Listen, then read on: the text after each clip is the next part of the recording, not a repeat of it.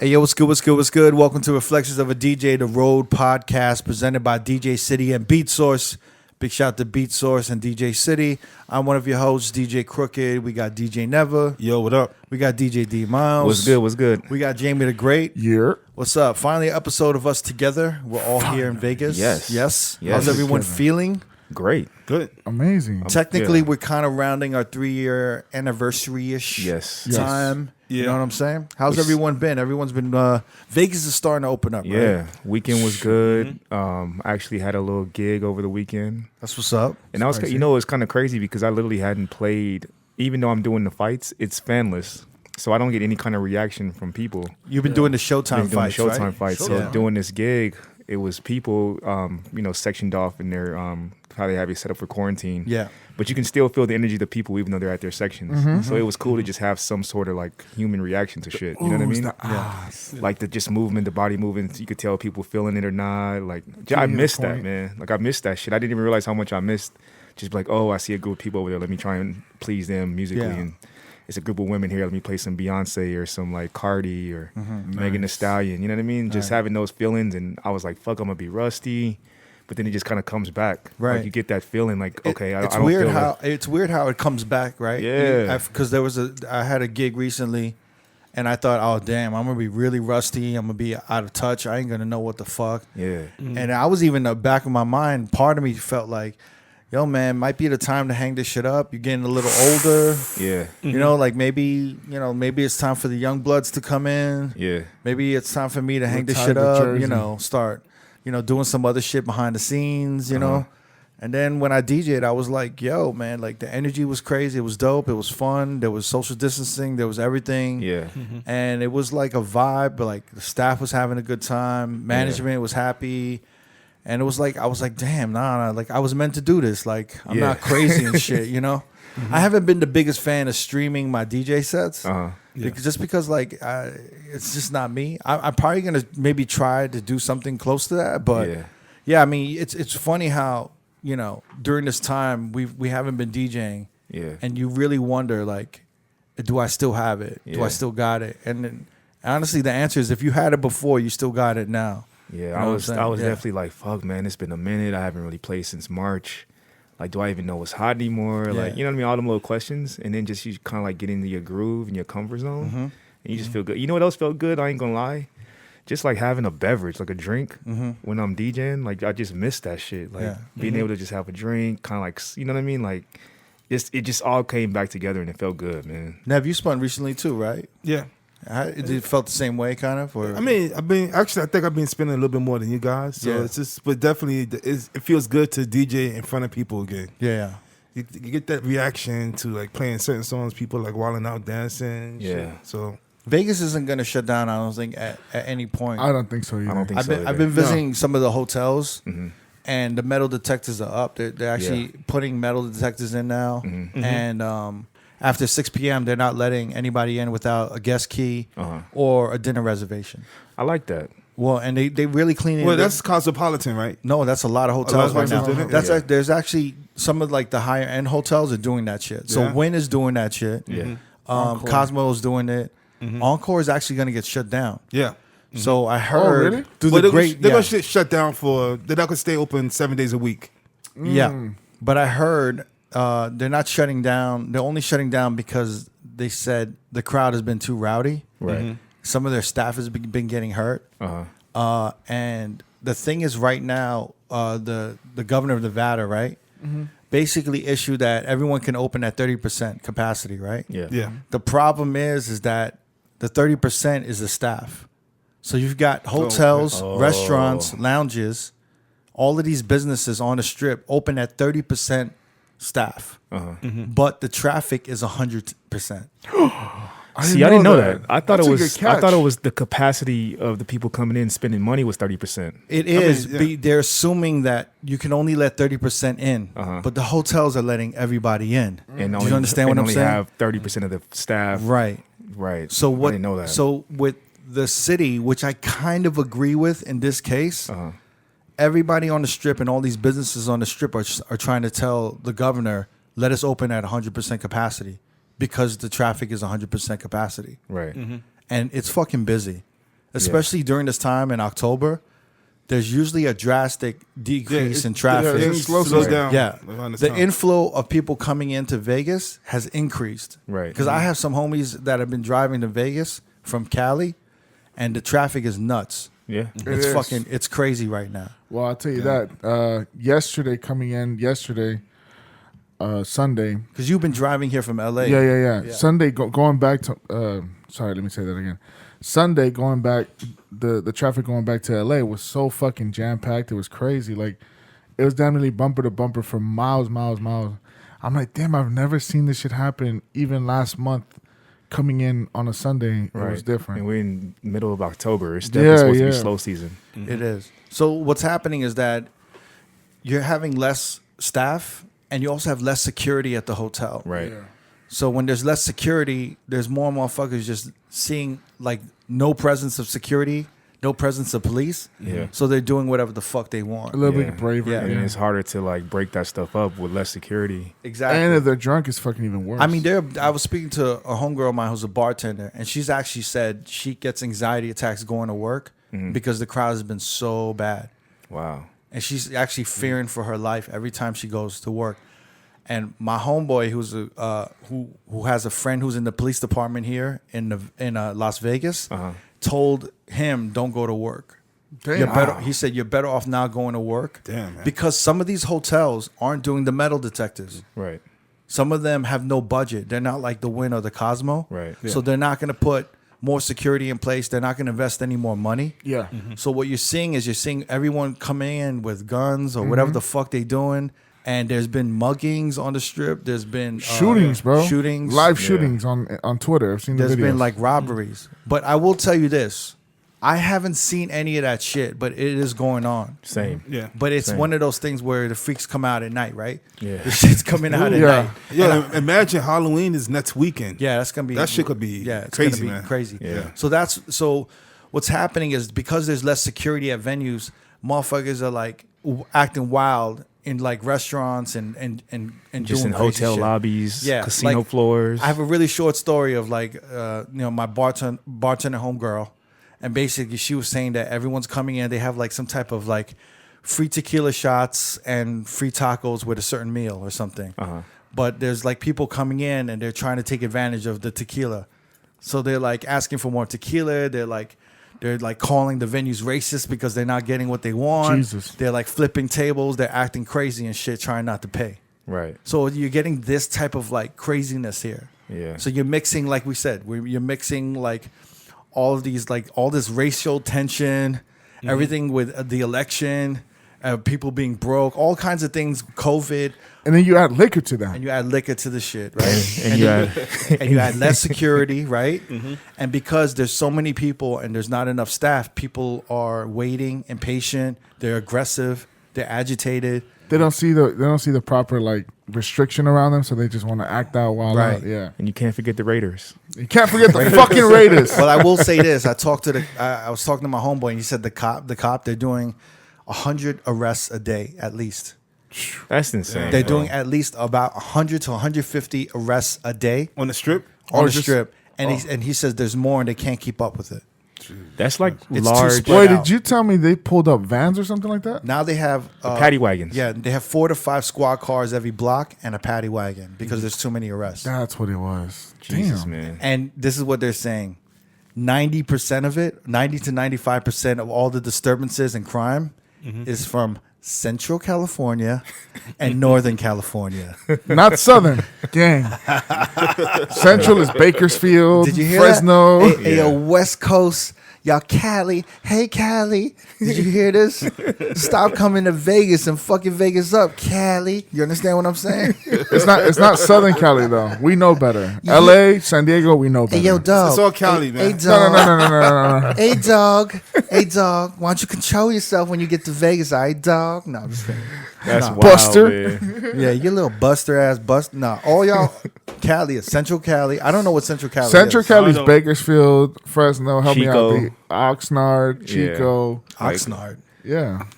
And so this is hood or This is hood. They have hoods, definitely. No, come on. Bakersfield is I hood. thought, it all was like, around. I thought it was like farming territory. Well, yeah, that's why it gets hood. Chico, Fresno, that's the big weed market. Like, that's like where the best weed grows in Cali. And then Northern Cali is I the thought Bay Area. I thought the best radishes also come from Central California. They do? All the radishes, Probably, I don't know. all the harvesting and I shit. thought Fresno was wine country, some shit like that. No, that's upper. That's in the northern side of California, over there by the Yeah. Bay Area. Everyone knows the Chico, Fresno, that's the weed. Yeah, I met some shorties from Fresno back in the day. they were hood, right? They were pretty scary. Yeah, yeah. Were they Latina? Where's the girl you Stockton? Stockton's up Oh, there. yeah, Stockton. Nah, So, yeah. they had a hotel. I told you about this when she was a stripper and she had a tattoo on her back. No, what did it say? Of what? Please tell us. West Side. I love no N-word and I trust no bitch. Wow. I love like huge. Was she Like Mexican? a huge tattoo Like a on her mural? back that said I love no ninja, I trust no bitch. Jesus. Like huge. It's insane. Yeah, because she was giving me a dance and I was like, yo, what the fuck is this shit on your back? You started reading the scriptures. Yeah, I was reading it. It was a picture of like a skull of like a chick and With, like, like, smoke coming out? No, like literally holding two dead bodies on the side, and it was like, "Yo, this is on your back. Where you from? Oh, Fresno. You best believe I didn't forget she was from Yeah. Latina chick, I bet. Man. She was mixed. Yeah. You know the, Yeah. you know the mixed girls be the craziest, Yeah. right? Identity issues. Identity issues. All right. Well, I mean, I think Vegas is gonna try to clean this shit up. They have to. I'm pretty frightened about Halloween now. gonna That be you're scary, saying, man. Yeah, New Year, literally, and then New Year's is coming up, so they got to clean up by Yeah. then. But no, you're right. Like, they're not going to close. I mean, there's mass celebrities coming out here, athletes coming out here. The Lakers The just were out fucking here Lakers are walking around with the for trophy the on the whole strip. weekend. The Lakers were at the Marquee, right? Yeah, Marquee Yeah. Day Club. And then they Shouts to Mike Attack. I heard they had a He's DJ. private party last night at Tao. Like a celebration thing. I think, And I think they're doing encore soon, or they did Yeah. encore. I think Yeah. they did it this weekend. Yeah. So they were going around. LeBron James. Is this really was that always the case for Yeah, championships yeah. to come to Yeah. Vegas to celebrate? No, between here and Miami a lot. Dude, last year, Fam, when was the that? Raptors came out here. Come on, man. Yeah. Motherfuckers did not go to Vegas to party it up. 2018? When did Yeah. that start? The When did Red that Sox start? came out here. Red Sox No, came out that's here been last year when they were in the World Series. 2 years That's been ago. happening for a while, man. Nah, maybe Yeah. in the recent 5 years. Right? I think it was more Miami. And then it's slowly kind of been Vegas lately. Dude, everybody it goes to started Vegas. happening with the Miami Heat and Live, right? Yeah. And Like, then that was like, because it was just 24 hours. So it was like Live. What was the other one? 11. Like, what was it before that? Mansion. who's that dude that owns the Mavericks? Mark Cuban. Mark Cuban. He was at Live. Yeah. He When was, they won- right? Yeah, when they won in 2011. Yeah, because that was when the whole like nightlife started intermingling with the championships, and you saw Yeah. like Mark Cuban taking a piss at a urinal with Holding the trophy. holding the trophy or some shit, right? Yeah. Yeah. That's Yeah. when it also like that's not like it was a regular thing because they used to just Maybe have, the last 4 years has been Vegas though. Yeah. I think what we saw a lot of in Vegas was we had Summer League here. So like that would be the time where all the players, like the younger players would come in, like the rookies, second year guys, that whole July month, right? Mm-hmm. Mid-July. But maybe the championships not so much. have they always been doing the Vegas thing for the summer Yeah. league? From what I can remember, That started in the early 2000s. Yeah. Early 2000s? Yeah. Okay. Who won the championship last year? The NBA. Raptors, and they was out here. Didn't it come for Drake? Yes. Yeah. Franny Yeah. told us that that they were all hanging out with Drake, and only Yeah. Danny Green, which he missed the shot, he was hanging out at Drake. That's crazy. I think it's dope that they all come to Vegas, but I know that's not like a thing. It just started recently and shit. Yeah. The Red Sox were here 2018 celebrating with Drake as well. Damn, man. So yeah. What do you call it? I actually want to talk to y'all because voting's coming up, right? Yes. Are Yeah. y'all voting? Because I put in my mail-in vote. Yeah, I my did mail-in my ballot. Yeah, I did my mail-in this past weekend as Oh, well. you did do your mail-in because you were telling me you was gonna stand in line. Well, yeah, because my whole family did the mail-in. I was like, fuck it, might as well do the mail-in. yeah. So you did all that shit. Yeah. So what about you two? Yeah. I'm going to go walk in. I'm not going to do the mail. I wanted to walk in, but I was like, fuck it. I don't trust the mail. You Yeah, don't? I don't, man. Why not? My brother-in-law is a postman, so I trust him. So Oh, that's cool. yeah. so- Wait, what You know, don't you know you what's so trust? funny? Recently, my mail I've been getting my mail like really late. Yeah. Like it'll come in like 7 at night. Oh, wow. Oh, let me explain that. So because if it's election time and the holidays are coming up, they're getting more stuff, Yeah. so they're running a little bit late. It takes them longer time to distribute and place Separate separate and all that and stuff everything. in the Crazy, morning. Process. I just So, don't trust it, man. Like my brother-in-law starts at 8 in the morning, 7 in the morning, like that. Uh-huh. He doesn't hit the street till like 1 sometimes. Yeah. Because Really? of all Because the they're sorting everything still? Dude, That's he sent me a crazy, video of how it looked inside. It was insane. He just had piles and piles of like. See, that's why I Valentine's. don't trust the mail system. No, he was the thing. What he has to separate is like the ballots of the propositions and shit like that. To each house needs to get it. Yeah. So Proposition 19, it goes to say Crooked's house, and we all live in the same block. Everyone gets the same one, so he needs to separate each one. Are you making this shit up, or you were actually know? Dog, what the fuck? No, I think I'm like Nev. I think I'm gonna go. There's a I got the address to where I need to go in my like area or district, Yeah. and they like have a whole thing about the process of the social distancing, like how it's gonna go. It's not gonna be like crazy lines. They're not gonna allow that. So like they even like give you the option to go at a certain time. So I feel good about that. Like I'm okay. Like, Can you still early vote, or you got to do? You guys are gonna do it on the 3rd? If I could do an early vote, I'm definitely gonna do that. Well, how do you look into that? You guys don't know? Just go online and check. Yeah. You guys should check. Yeah. Because I think going on the 3rd might get a little hairy. And- Pause. Yeah.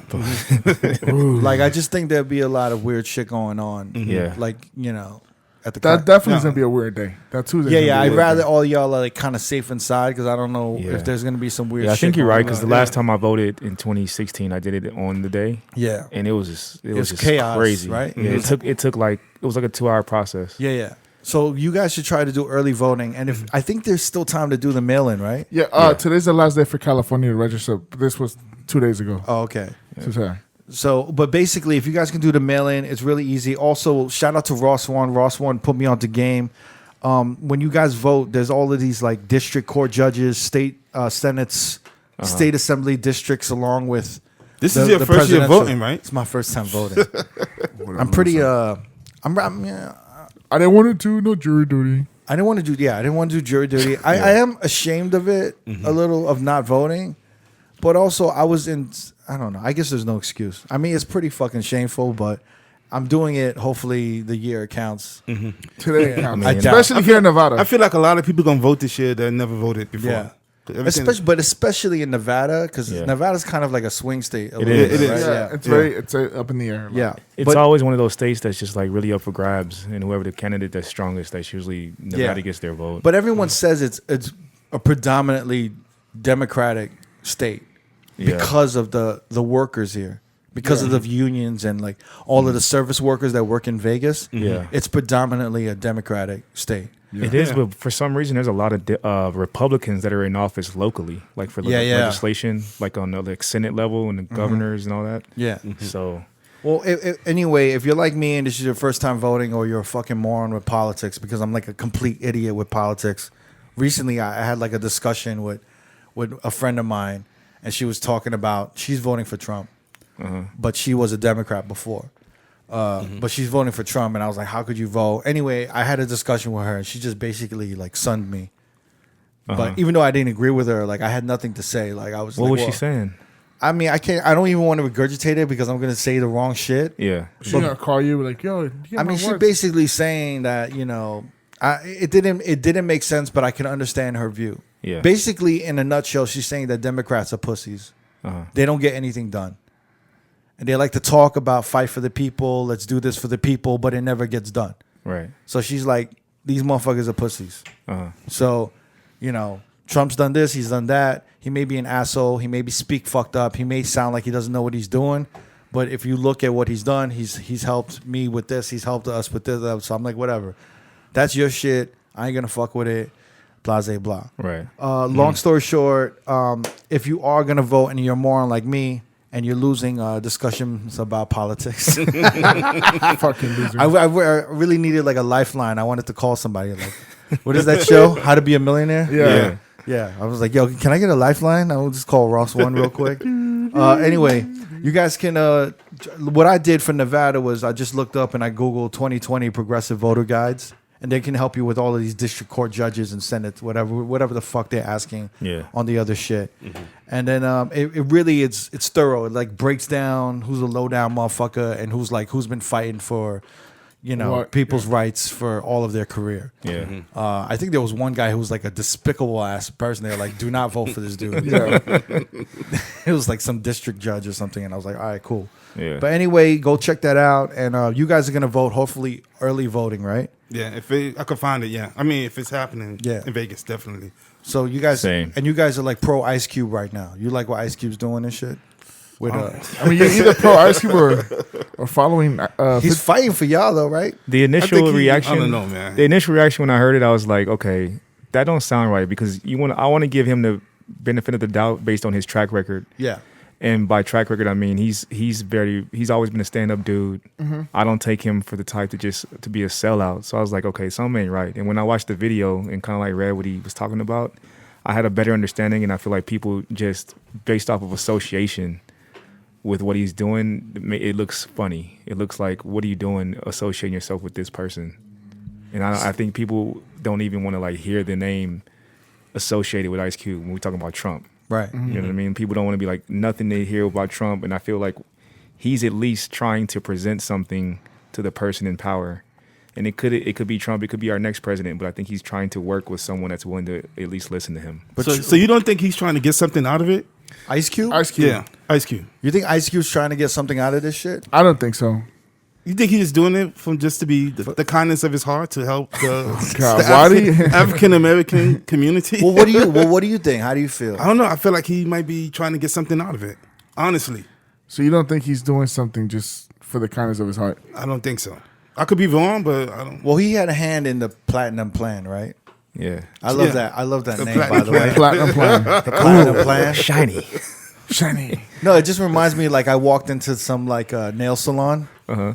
And then, like the Vietnamese nail salon woman's like, oh, you want the platinum plan? We Platinum package? Yeah, we do. We do pedicure, manicure, hand massage, and everything. massage. I'm like, ooh, Thank- the thank you. platinum plan sounds nice. You get the exfoliating You know what's scrub. funny? That's the car wash that I get. Like, can I get the Platinum- platinum car wash? That is the most condescending name for something like reparations for black people, right? For just minorities. The in platinum general. plan. That's hilarious. They probably want to name it the Black Plan, but Black Plan. that would have sounded worse. But if it was like Obama doing this plan, it would have been like the Freedom Reparations Plan or something. like right? like Obama. It wouldn't that sound catchy? The Harriet Tubman so and so plan. Right. Association. Something. Give back. Harriet Tubman.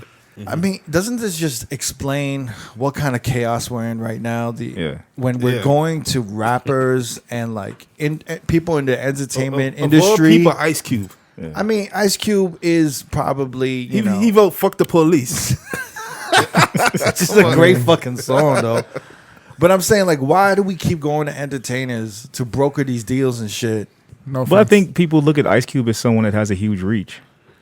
Pause. What do you Pause. mean? Well, he had a huge reach through music. Yeah. He's had a huge network through making films and writing. Mm-hmm.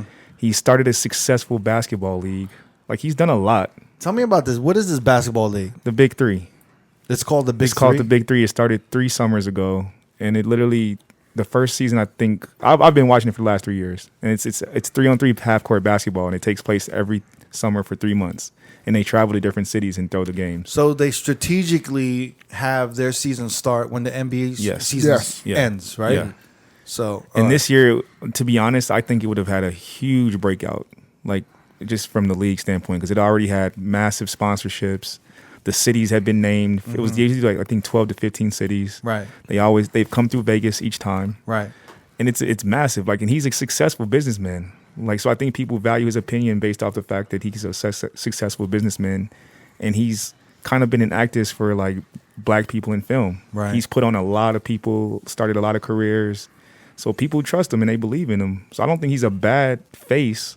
I just think that maybe his delivery is not probably correct because he doesn't have any knowledge of politics. He should see that. He should be like, oh fuck, they're trying to reach out to me to do this right now. Yeah. It should tell you a lot. But Ice Cube, in his you're smarter defense, than that. when I listened to his interview, he said that it wasn't necessarily him trying to team up with Trump. It was more so he wanted whoever was going to listen to him.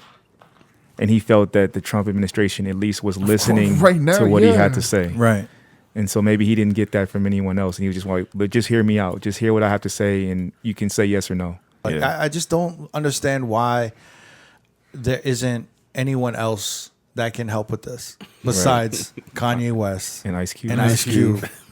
And you know what I'm saying? Like, there's got to be somebody else that y'all can to get involved with this shit. Yeah. And the one thing that I hate about all of these dudes, I hate how they're showing all their cards at once. Yeah. There's nothing strategic about how they approach shit. It's all talk and then maybe some action afterwards. But it's all a lot of talk. It's a lot of talking shit. Yeah. And it's just like I just think there's a better way to do the shit. Yeah. Where like you're just not putting everything out there. Like, for example, it reminds me of like the Joe Budden's podcast, right? He had this kind of he was going back and forth with Spotify. He had a contract with Spotify, right? Yeah. Yes. His contract was ending. He heard about Joe Rogan signing the Spotify contract for what, $100 million? $100 million. And I think he countered with his contract negotiation, told Spotify, yo, Joe Rogan got $100 million. I think I want $200 million. Right. You know what I'm saying? We've been killing it for y'all for 2 years, blah, blah, blah. Started this whole campaign saying fuck Spotify. For like the last 15 episodes of that Spotify contract. Of that Spotify contract, right? Obviously, Spotify was like, yo, you know, I think they said something to a certain extent of like, look, we'll renew your contract for the same amount of money. Yeah. And that's all we're going to do right now. Right. That's all we can do. And instead, he made a bunch of noise, talked a bunch of shit. And then all he could do at that point was basically back down and not accept the new contract. Yeah. And then, obviously, what did he have after that, right? He had like a 2-week break, and then he announced that they were coming back for the next episode. And Well, he took a 2-week break, right? Yeah. And then proceeded to start marketing the Joe Budden network. So then I was like, oh, shit. That's move, big that's move, a big move. Yeah. Starting your own network. That's Yeah. a lot of work. they announced a new podcast. It's a lot of work. So inside my head, I'm thinking it's not a lot of work to create a flyer on Instagram or social media saying you have a network. Right. It's a lot of work to actually create a network. So a part of me is thinking, all right, so are you just talking shit right now? Are you trying to speak this to existence? You know, like let me putting out advertise for the it. universe. Right. Like The Secret. Yeah. Yeah, like secret. I'm gonna lose weight. Just gonna put that out there right now. So like that's what I was wondering, right? So I was like, let me see what he does, ends up doing this. And obviously we don't know what the fuck's going on. You understand? Yeah. But then he proceeds to release new episodes, right? Yeah, he's But has then he released- releases episodes on SoundCloud, Apple Podcasts, who he shitted on 2 years ago before I he went to remember Spotify, that, yeah. right? And then posted on Spotify. Yeah. So my whole thing is, if you are gonna talk shit, right, and they're gonna call your bluff and be like, "Yo, we're not gonna up your money. You're gonna get the same contract." Yeah. And then you come out and you post your new episodes on their platform for free. What the fuck was the whole point of the network and all of this shit that you did? It's the worst rollout I've ever seen in my life. Yeah.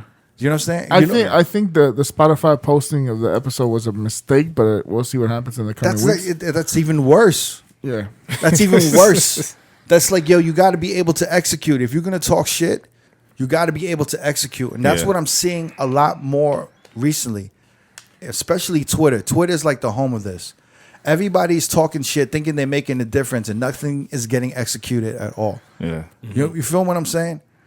And if you think about it, right, if I was his manager, right, if I was his partner and shit, I would have told him this. Look, we're not happy with this, right?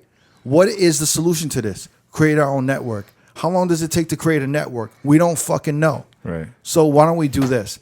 Why don't we continue our contract and get paid, continue to put out episodes, and start in the next year? This is our goal for the next 8 months.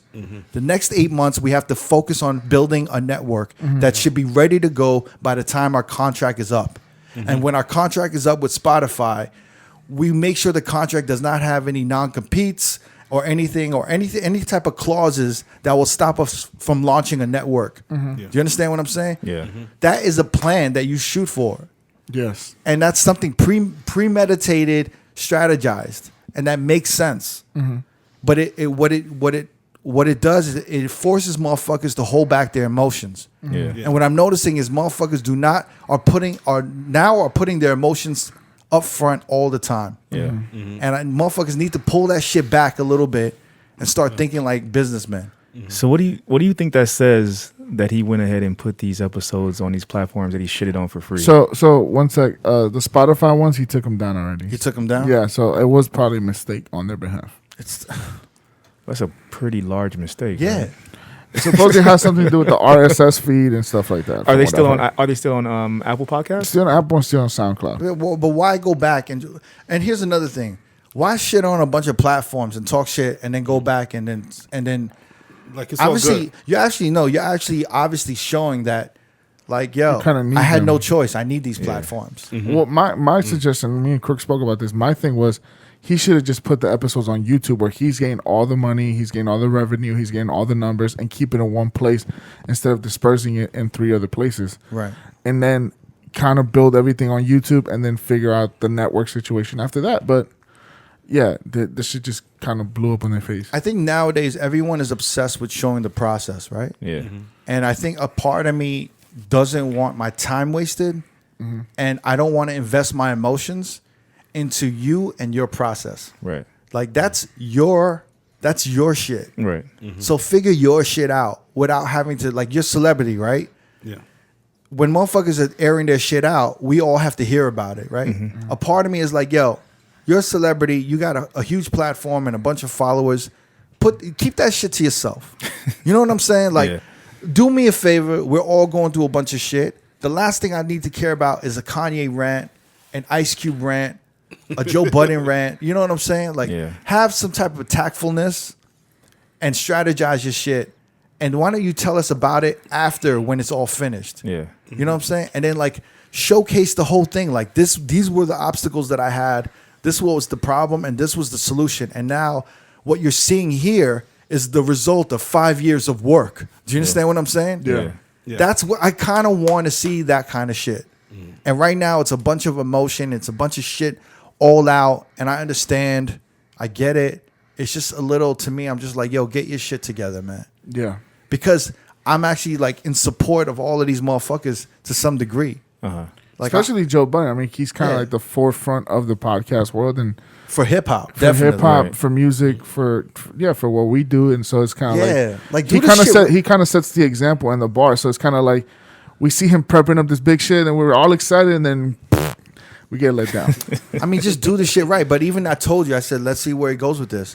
Yeah. And this is the thing, man. This is not saying that he can't develop his network. He could definitely do that He could definitely do it. easily because he has Revolt in his back pocket. He has connections at Tidal. He has all these shits at the labels. Like he has the power to do so. Right. But preparing it and organization and all that shit. But you can never be know. fun. He might be working on it right now. No, but never. I understand he's working No, on it right it's now. fine that he's working on it now, but the way he promoted it, it was like, he- in the he next was- 2 he was weeks, ready to go. and then the next 2 weeks we're gonna see the biggest move in podcast history, and then it was nothing.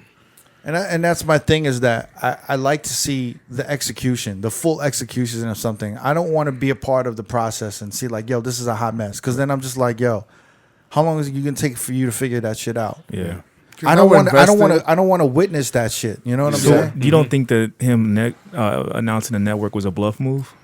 Well, the thing is, 2-3 weeks prior to that, he was shitting on he wasn't shitting, but he was kind of like laughing at Charlemagne. Yeah. Because Oh, I remember that, yeah. Charlemagne had a production deal or a network deal with iHeart. Uh-huh. So he was kind of like, how are you going to give 50% of your company up? Da, da, da, da, da. So that's why him announcing this and not executing it correctly, it's kind of it looks crazy a little Yeah. bit. Because I was just thinking about right when the whole BLM thing kind of like really took off and everyone was kind of sitting around and people were like, yo, like LeBron and all these superstars should start their own league. Like they should start their own league. Like why not? You have all the top talent in the world is African American. Start your own league, and like it just kind of like quickly got shut down because of the power of the NBA. They're like, yeah, that's not really probably. Well, it takes a village to do something of that. So I'm just saying, with big. I mean, that's nothing new, man. That's like Hollywood. Everybody was always saying, "Oh, Oprah should get together with Denzel, Will Smith, Eddie Murphy, all these actors, black actors, and they should start their own studios." yeah, Which nobody ever did until Tyler Perry did it himself. But what people got to understand, and this is the problem, right? Everyone has an opinion now, and everyone thinks that their opinion is very valuable, right? And so a lot of these people have no idea about any type of entrepreneurship or running a business on their own. They're all fucking workers. They work for somebody. They clock in and they clock out. Yep. There's nothing wrong with that. There's absolutely nothing wrong with that. But there's two ways of thinking. One is waiting for your boss to tell you what to do and to enact any type of change, right, in the workplace. And another one is you taking control of everything. When you take control and you're building something on your own, right, it takes time. It takes years. So when we talk about reparations for Black America, right? Look, we haven't even gone that far. Has it even been like? It's been barely 70 to 50 years since, like, you know, the civil rights movement, right? Yeah. Hasn't even been 100 years, right? No. I think black people can barely vote like 60 years ago. Yeah, black women couldn't vote until the Right. mid-60s, I think. And we could talk about the women's movement as well, right? Right. Yeah. Right? Equal pay, all of this shit, right? A lot of change is happening in the decades that have been passing, but we got to give America time. And right now, everyone's expecting change to happen fast. Yeah. And it's not going to happen A lot of fast. shit going on. It's like one of those things that, you know, Neva or D, your grandparents or your parents, you know, if they see some of this actual change happen in a lifetime, it's a blessing. That's progress. It's Yeah. the fact that we could see like Obama being president, right? It's a blessing for us Yeah. to see this change happen right now.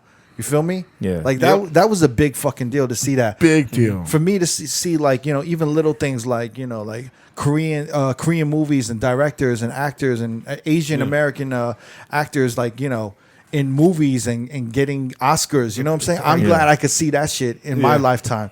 But these things take time, and motherfuckers got to realize, even in business, you know, what Tyler Perry did with his studios, you know, what Kanye, what he did with his clothing Adidas. line and what with his clothing empire and his sneaker empire. It takes time, and he tries to fast forward that shit, right? Too fast. By using other people's by using white companies' resources, right? Yeah. And this is the thing that kind of fucks shit up. If he's using white people's resources, he's at kind of the mercy of white people and the company that he's working with. He's working for You feel me? Yeah. someone. So, and then the problem with Kanye is he airs everything he's thinking, everything he's feeling in real time out to the public. Yeah. And it just makes him seem unstable, and yet he wants to be on the board. So does a board of any company, if you had a company and you had a board, would you want Kanye on that board? Hell no. Making irrational statements, irrational decisions at whenever he feels, you know what I'm saying? You got to think of shit from a business point of view. I don't know. It's a really annoying time right now. What were we talking about? Also, my thing about the Ice Cube thing is why he want to do this right now? Why didn't he plan on doing this before the election? Timing, bro. Well, don't you think he also kind of got off with all the attention that he got? Like people listening to him again, people caring about what he had to say on Twitter. Yeah. And he kind of got That a could have high been the off start of of it. Yeah. Because And that started, a month ago, maybe a little bit longer? Right. Where he started going off Yeah, that and was a making while those ago videos. when he started doing those videos. And Right. I think sometimes people can get caught up in themselves and think like, yo, they have this That could power. definitely be that. Yeah. Yo, I have this power. Like I have this outreach. Like people are listening to me. And then, like, you know, I'm going to talk to the Democrats. And the Democrats are like, kind of like, yeah, get the fuck out of here. But Right? not only that, like D said, that he's only speaking to the people that are willing to listen to him. So at this point, Well, I think the Democrats didn't say get the fuck out of here. They said, let's wait till the election. Yeah. Yeah. which is smart. Because there's a lot of shit going on, right? Dude, there's a pandemic. Just fuck everything up. Man. I don't Everything's know, closed man. at This this whole point. shit's a hot mess. Motherfuckers rappers need to chill the fuck out. Yeah. Just stick to rapping. Honestly, Stick to rapping is crazy. But he's moving like a true activist, not a politician. And that's the Well- difference. He's not a politician. is he moving like an activist though? Activists, they just want to evoke change. You said you brought up L.A. Reid earlier, right? Yeah. What's going on with him? He recently sold 100% of his music catalog. 100%. 100%. Yeah. Shit. So that's like Hey. what? I'm looking at your notes right now. 162 songs Yeah. that he wrote. And published. What were the artists that? Well, I forget. Dude, He did a lot of TLC, right? Well, I got Boys to Men, TLC, Tony Braxton, Bobby Brown, Whitney Houston. Wow. That's just a Jesus. few right there. So And wait. I'm thinking like the big hits too. Why would he unload that? Why would he sell 100% of his catalog right now?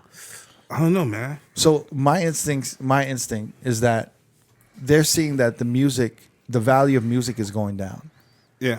and that they're not gonna. The value of all of these songs is never gonna be as worth as much as it was before than it is it now. could be that, You know yeah. what I'm saying? So Yeah. they're like, might as well sell this catalog now, and it's like, Well, you can make that money. well, yeah, I can cash out and make the most profit off of it. Yeah.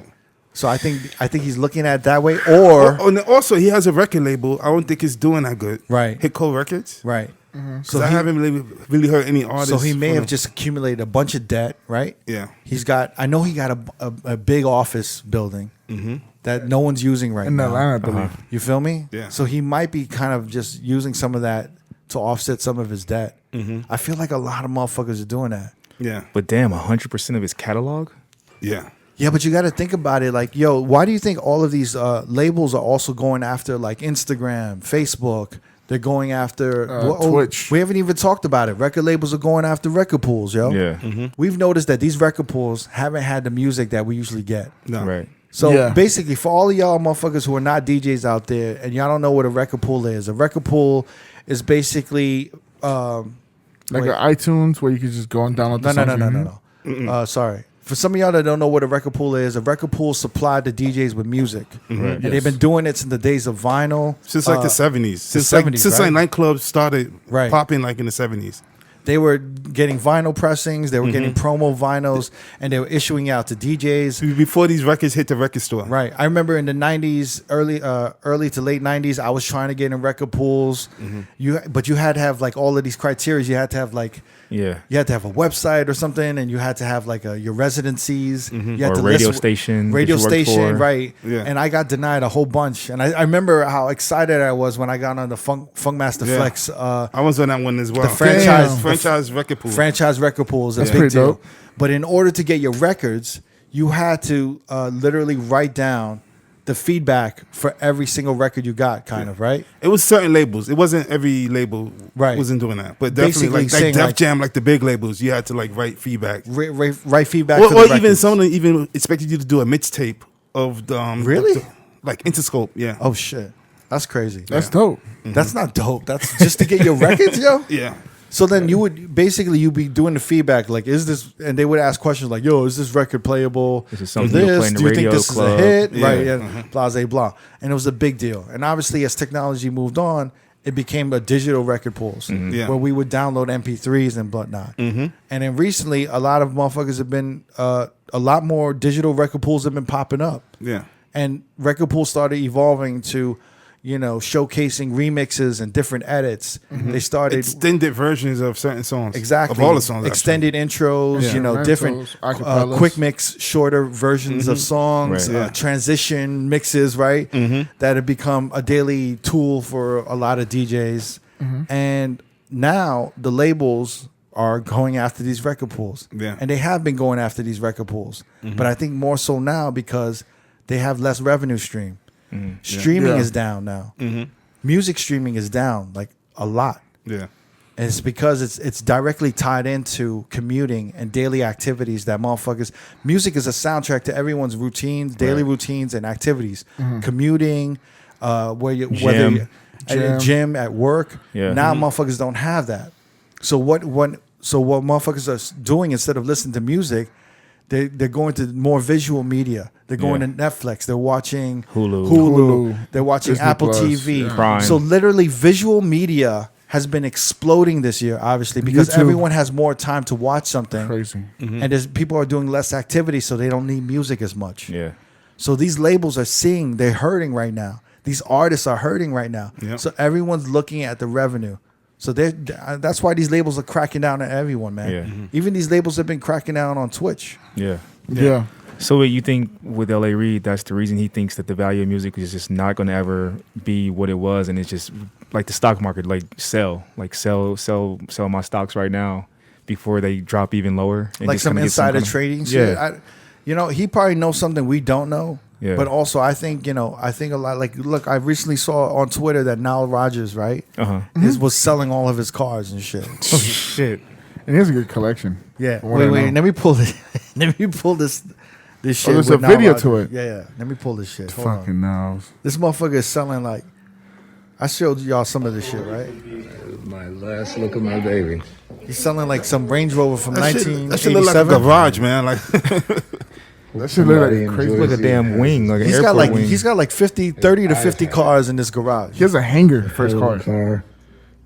car. Really He's selling his Range Rover. done everything in this car. Ooh, what everything now? So nasty. It's like the Range Rover from Belly.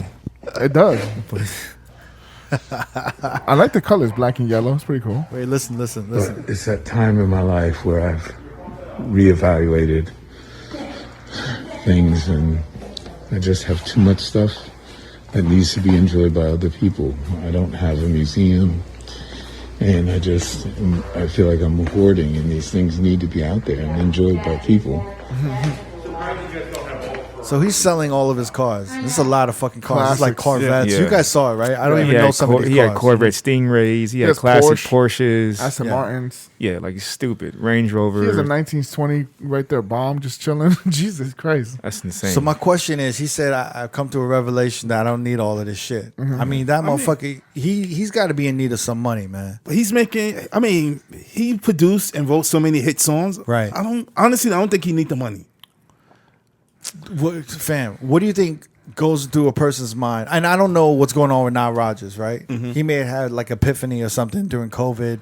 Maybe, you know, like. Well, he did just recently recover from cancer. oh wow. Well, Well, there you years go. ago. Well, that makes sense then, right? Yeah. Yeah. And he's seeing all this shit, but also probably His net worth is at 70 million, by the way. 70 million. Yeah. So he's just getting rid of all these cars for no reason. That alone, that garage is a cool 3 to 5 million. Easily. I would say, yeah, even more. Yeah, even more probably. And I'm going off of like You don't this- think that the you don't shit think I noticed. that his money's down from like not touring? Come on. Oh, yeah, I don't for know, sure. man. I mean, it's a little bit, but I don't think it's Fam, talk- the reason he's Niles selling those Rodgers- cars, though, man. But you got to know that the expenses coming. He's probably got medical bills. Fam, he's 68 years old. You know what I'm saying? yeah. He's not driving all those fucking cars. He's not driving. He probably's like, I don't need this shit. He's probably like, this is making no sense. Yeah. I don't need this taking up all the space. Might be even downsizing his house and all of this shit. Dude, that's a whole ass garage. Yeah. I think And there was at least like 60 cars. like in no that one bitch. sell because cars always have sentimental value, especially like classic cars like that. So for him to sell them, that like it has to be for a specific reason. Not I get the sentimental value and I get what he's saying. He wants to downsize and maybe he's at a point in his life where he doesn't value it as much. But there's something behind that because you don't just give away cars like that. Like it's already hard enough to find shit like that. Yeah. in that So each condition. one of those cars, he probably did research, and it took him weeks, if not months, to find each and one of those cars. Yeah. And so for him to go and get rid of them, is there something I behind mean, it? probably cars from the last 30 years of his life, right? Yeah. I and would probably say- even more. Yeah, Because man, that, 40, Range, man. that Range Rover Shit. looked like something from like Like the 90s, 87. right? That was like the joint from like I would say like maybe like late 80s, You gotta early remember, 90s. no, Chic was popping in like the 70s, man. So Yeah. that shit is. But you don't think they're seeing their revenue down from streaming? They gotta be like. I don't think for classic songs like the shit that Yes, he I wrote. know. No. Are you crazy? Because But look, a lot of those songs are featured in movies and TV shows. yeah, Licensing, you're saying? Licensing, yeah. exactly, Yeah, yeah. Yeah, but I don't know. There's, Come on, production's down. Like no one's Madonna, making. like a virgin. David Bowie. Wait, David Bowie, Let's Dance. Yo, we've been talking Lady about doing Gaga, Nile, Daft Punk. We've been talking about Nile Rodgers battle, right? Tough Yeah. one to beat. Nah, we gonna do it. Nile Rodgers and Lionel Richie. Yeah. Does that still make sense? It I was doesn't. thinking about. It doesn't? I was Nah, thinking about it Now doesn't. versus Pharrell. That's a little bit more. I Closer. don't even think that makes sense either. Pharrell. No, not that far off. Come We on. did Pharrell already. Well, we did features for Pharrell. We didn't do like production and himself.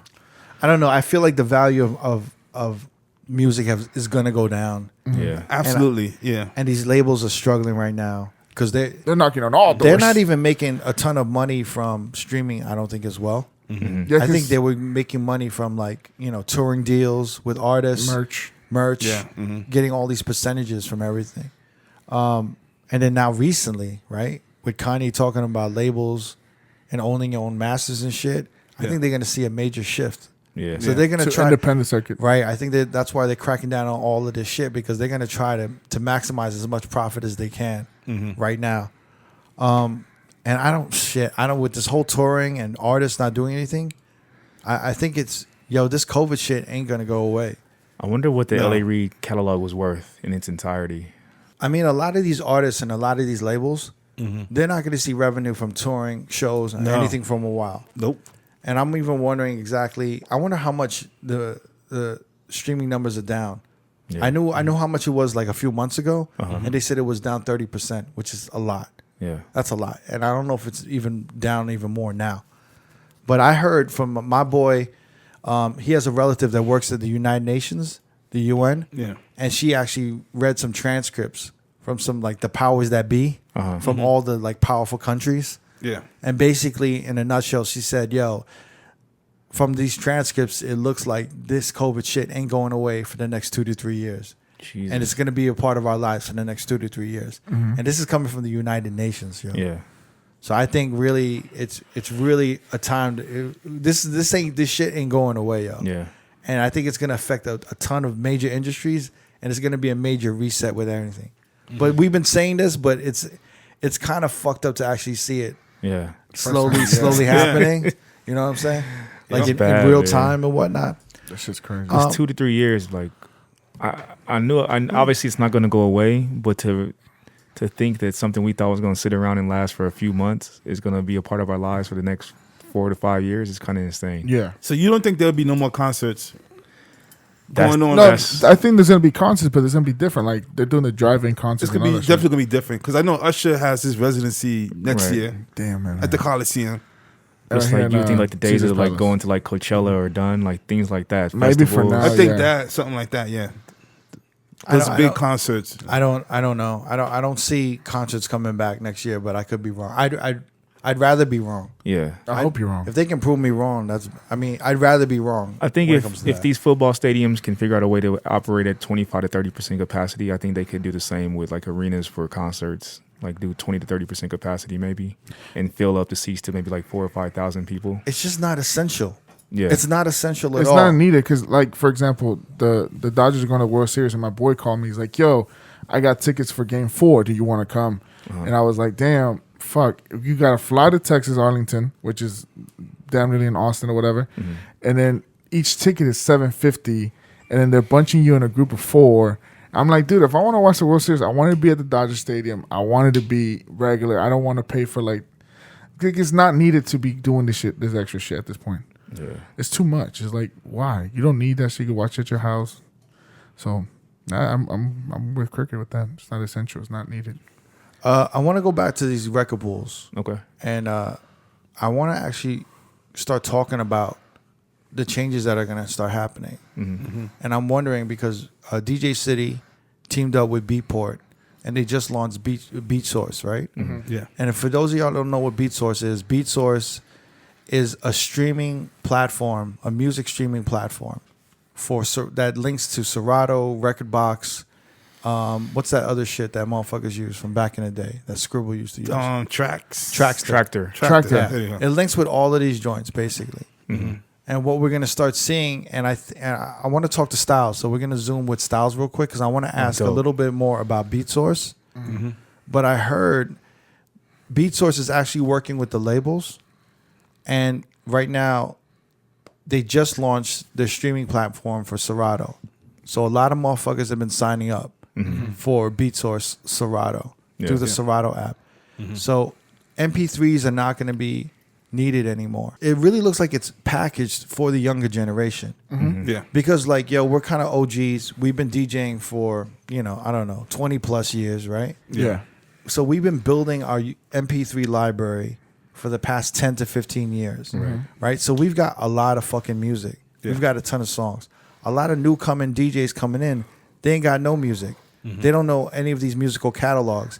But now there's a new platform called BeatSource that's directly linked through Wi-Fi in their Serato, where they can create playlists, and they can even look at the fixed playlists Yeah. and learn about new music. Like the top 80s and stuff Right, like they that. can look at the 70s playlist, the 80s playlist, The best stuff. classic hip hop, 90s hip hop, 2000s hip hop, whatever the fuck. They can like, R&B. look at like wedding songs. Right. Like a playlist will pop up for that or And they could start learning this shit. yeah. And OGs like us, like how many of y'all still organize your music in iTunes? I do. Me. I still do. All of us. Yeah. And a lot of motherfuckers, I remember talking to some DJs and they're like, yo, you still using iTunes? Like they're organizing their shit through folders now. and they're creating just crates in Serato and whatnot. And I'm really thinking like I need to start getting a little. I'm like I just don't want to get too comfortable with MP3s, iTunes, and Serato. I want to start getting up to date. And from what I've been seeing with BeatSource, I don't think DJs like us will be using BeatSource right now. But I think it's something we all have to start learning now and getting comfortable with, and start building our playlists and start building our libraries through little by little. So I mean, it's definitely good to know to learn it. I do think it's going to be the standard in like 3 to 5 years. Yeah. You know what I'm saying? Because I think that transition period is going to take a while. That's why I'd rather transition slowly now, start building my libraries there, and start organizing shit through there, so that in the next 2 years I'll be kind of ready. Right. And I'll be familiar with this. So I want to talk to Styles more about this. And also we're gonna post a tutorial of BeatSource through Serato. We're gonna post this tutorial on YouTube. So after this episode, if you guys want to go to our YouTube, we should have literally a one-on-one with Styles learning about BeatSource. And I think it'll be great. Great for us, and it'll be great for some of y'all to see the shit firsthand. All right? So we got Styles from DJ City and BeatSource right now on the line. Styles, what's up, man? Styles. Yo, Styles, what's up? So, What's up, fellas? That's good, yo, thanks for coming through, man. Thanks for coming on with us and talking to us about basically BeatSource. And also I want to talk about, record pools and what's been going on with the labels and stuff. So sometime in July over the summer, record labels did a major raid. I guess you would call it like a raid, right? On some of the record pools, and they pulled a lot of their songs from the catalogs. Like even now, like never, we can't find Pop Star, Drake, man. Franchise, Travis Scott. Nope. The new Maluma, Hawaii. That's huge. None of the new Savage, 21 Savage at all. Yeah, none of the 21 Savage. I mean, I had to download it from like Amazon because I know I had to buy it from Apple. the record pools didn't have this. And so, what's going on, man? Like, what is BeatSource? Like, what's going on with this BeatSource? You guys launched BeatSource. Is this your response? A direct response to what these labels are doing? Is this the rebuttal? Did you guys know this was gonna happen? What's going on, yo? Let me know. Oh man, there's a lot to unpack there. I mean, there's a few things happening. I think the industry is changing a bit. You've got the major labels starting to catch up with some of the smaller outlets that distribute music. So for the last 5 to 10 years, they've been really focused on the big dogs, the Facebooks, the Instagrams, the YouTubes, and they kind of figure that out. So you've seen things get a little bit better on those platforms, right? So, either those platforms sort out their licensing and they strike deals and allow that content to live there, or they don't. And, something has to give. And, I think the labels have spent a lot of time working on those big dogs, and now they're starting to focus on the smaller, distributive outlets, and that includes record pools. And, frankly, there's a lot of, record pools that operate kind of in this gray area. And, you'll notice, with DJ City, we've always, really adhered to this concept of being a promotional service for new music only. So you can never, ever go on DJ City and find classic music, catalog music, because it's not legal. And so, the record pools that were dancing around that and living in that gray area were able to do so for quite a long time. But they were able to do that because they were under the radar, right? Like they would have like an extended version to like Marvin Gaye, Let's Get It On, but that's not legal and shit. Especially with Marvin Gaye, that motherfuckers come knocking on the door quick. His estate don't play. They don't play. So like I don't want to get too into the weeds of like what pools do, but like they would skate around that, and they do certain things like gate the site. Like you won't be able to see any of the content unless you log in and become a member. And we at DJ City were never on that tip. We were always about transparency, trying to work hand in hand with the labels, and so we would always abide by those rules of new music only, promotional periods, and then taking stuff down. And with BeatSource, things are completely different because we're an officially licensed DSP, meaning we're on the same level as in Spotify and Apple Music, Amazon Music. Wow. So when you guys are saying I had to go buy those tracks from those places, you could also buy them from BeatSource and actually stream them on BeatSource as well, because we've got those entire we have the buy-ins from all those labels. They're servicing their entire catalogs to us. And that includes all the new stuff you guys are talking about, all the new Travis Scott stuff, all the new Maluma. So, to your question about, it's not like we didn't necessarily go into this business and start BeatSource with that intention, knowing that the labels were going to do that. But we did start to see a shift in the industry, and we kind of knew that this like Wild West kind of mentality couldn't necessarily last. And so to an extent, we did kind of see the writing on the wall and make a pivot a little bit and to get into this, more transparent, fully licensed model. Right. And I think it's going to pay off at the end because you see what happens. I mean, So you DJ City teamed up with Beatport, right? You guys came up with BeatSource. It's magical, baby. So you guys, in a nutshell, you guys are the first streaming musical platform for DJs, right? No more MP3s. Like if we think about the MP3, it's kind of like a dated concept, right? A little bit, right? Because no one's listening to MP3s anymore. The only people who are using MP3s are behind the scenes, like doing editing, video editing, or like DJs, basically, right? We're still doing that. Everyone's on streaming now, right? Yeah, 100%. And I mean, that said, we still provide the option for users to go and purchase those tracks and download as MP3s or waves if you even wanted to, right? Right. That still exists. So you can go on and find any track there and purchase it if you really wanted to. But to your point, man, it's this model that's not going to last because you think about like the younger generation, right? Kids that grew up with Spotify and streaming services, like in no way, shape or form are they going to download MP3s. Like that concept doesn't even make sense to them, right?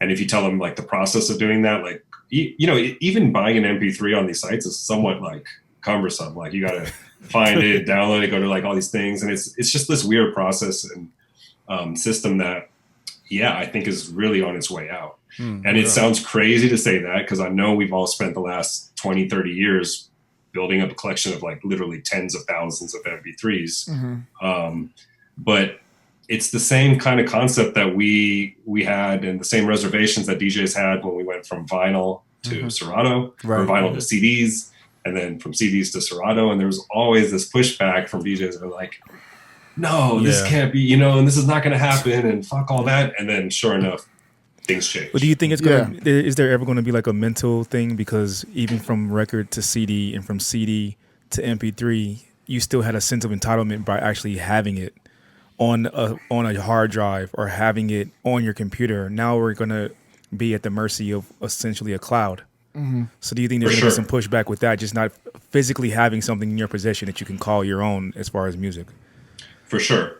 And I mean, it's an interesting conversation because I myself still have a ton of vinyl. I buy vinyl still, like new releases that just, pluck at my heartstrings. I'm like, shit, I want to own that on vinyl, because there is something you're never going to, that feeling of having a piece of wax and having the album art and reading the liner notes and all that shit. Like that's fucking amazing. That's why we all got into this business, I think. Yeah. You know what I mean? So there is something to be said for like the concept of not owning your music anymore. But again, when you talk to the younger generation, they don't have that same kind of sentiment and feeling and attachment to the music that we did.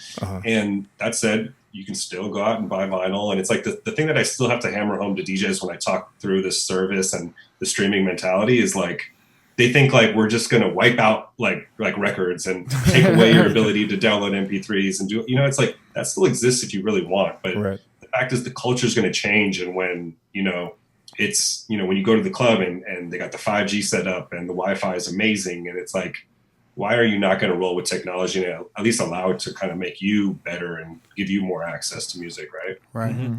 So I want to talk about this. You guys started as a record pool, right? And you created this new platform, right? And you're targeting it towards the youth and kind of the younger generation, right? Well, yes and no. So it is. No. I mean, we're definitely looking towards the youth, and we're definitely like factoring that in. But it's not just for new DJs. It's not just for the youth. I mean, one of the things that I like to talk about with DJ City, we were always really aimed towards the professional club radio kind of career DJs, right? Right. DJs that have like established themselves, have a career, and they need to use this. With BeatSource, we are opening that up to the entire spectrum of DJing. So it is still for those DJs. It's still for you guys that are in the clubs, working the biggest clubs in the country with the biggest, VIP clientele and all that. But it's also for the beginner DJs that just got a new controller and don't know anything about music and want to get music and discover music. Right. It's really for the whole spectrum. And that's what's kind of one of the most exciting things about BeatSource to me. Right. And so a lot of us OGs or DJs who have been building our MP3 library for the past 10 to 15 years, right? This might not be our immediate answer to anything right now, but it's one of those things that in time will start taking over the industry. Is that what you think? I think so. I mean, I think the biggest thing for what that BeatSource link provides to DJs like ourselves, right, that have been doing this for so long, got these massive collections, know their shit, is just a supplementary tool for you to have to get access to more music, right? Because the fact is we don't have everything, and there's a lot of music that we actually don't know, and you can't get that music on record pools, and it's kind of a pain in the ass to go You find can't that get stuff. them. You can't get them legally, right? You can't. No, and even illegally you can't get them, right? So there are certain pools that have like amazing back catalogs and have tons of content, but they still don't have everything, Right. Yeah. and I mean there's so much fucking music out there, you know what I mean? So I'll give you an example. Like I've been testing BeatSource Link, using it every weekend, building sets and everything, and I'm like last weekend I spent the whole weekend going through down this 90s gangster rap rabbit hole, like just discovering and finding songs that I either forgot about or completely missed or just never could get because they weren't on record pools. Then discovering new artists, and then finding their whole discographies, albums. Then searching by labels. Like I click Priority Records now and see the entire Priority Records catalog there. Cool. You're like, yo, these are fucking records that I don't know. Maybe I didn't know, but just at least having access to it now and being able to use it the same way I would my local files. So with BeatSource Link, you can, even though these are streaming tracks, you can still add cue points, loops, adjust metadata, add comments, put them into playlists, like treat them just how you would with your local files. So all of a sudden it's like, holy shit, I got access to all this music. And to be honest with you, it's made DJing a little bit more fun for me because I was getting a little burnt out. I was getting tired of downloading the same club records from the record pools, right, and playing club records, especially we're not in the clubs right now. So it's like, I mean, you guys know, you guys have been streaming a little bit. It's like, do you really want to be playing like club bangers and shit on your streams? Like maybe, but it seems like there's a bigger opportunity now to play classic music, play different shit. And a service like this gets you access to that stuff. And it's fun. It's more tools.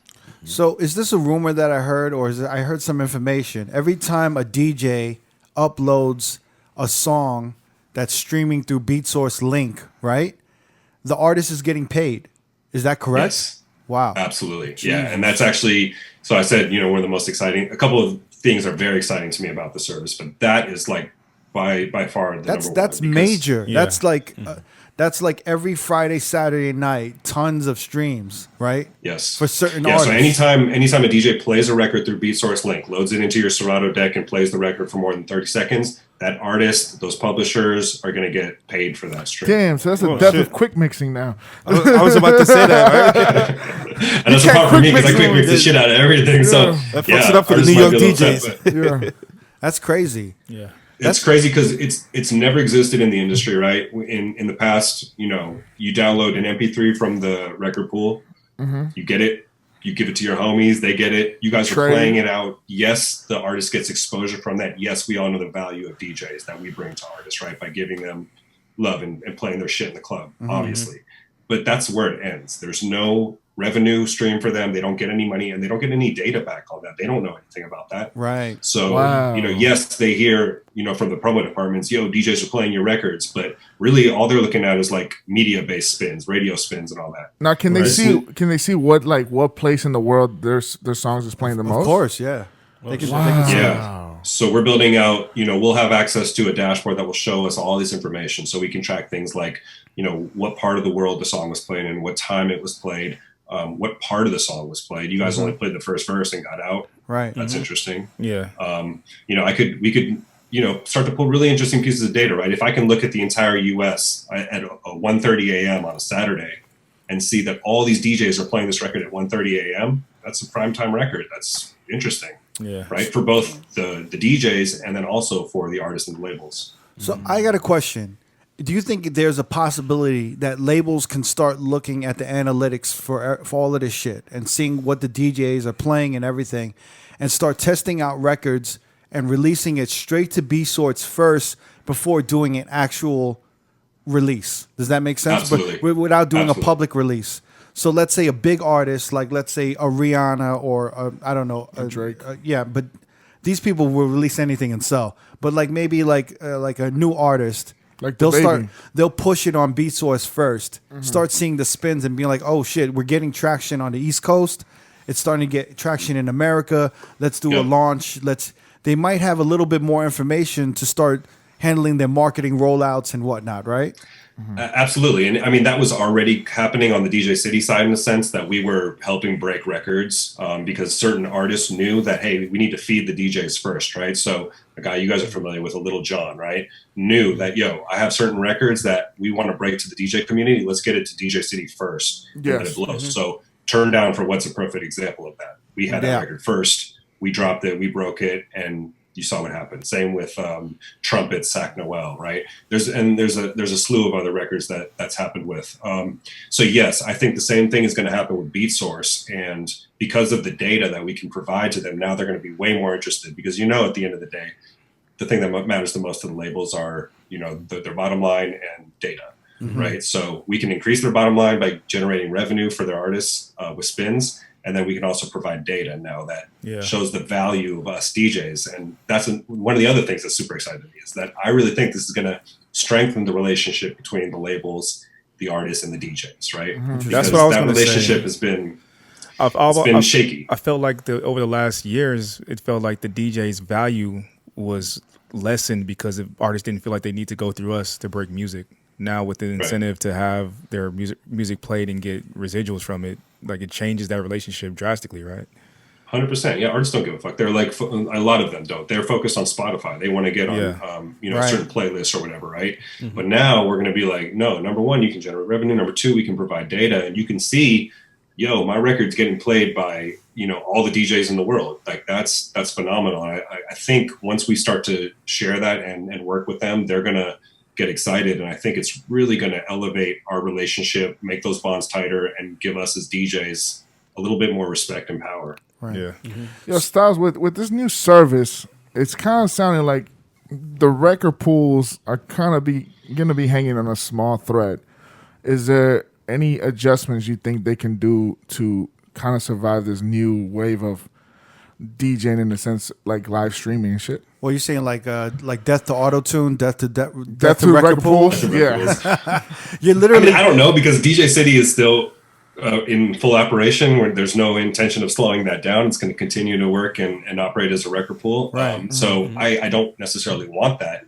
Right. I think what should happen is there should be a reconciling of just the gray area of everything, right? Everything needs to kind of operate in a system that is follows rules and is licensed. And I think that would benefit everybody, because the problem is you're going to have this underground culture kind of, undercutting everything. And that's going to hurt things ultimately, right? Yeah.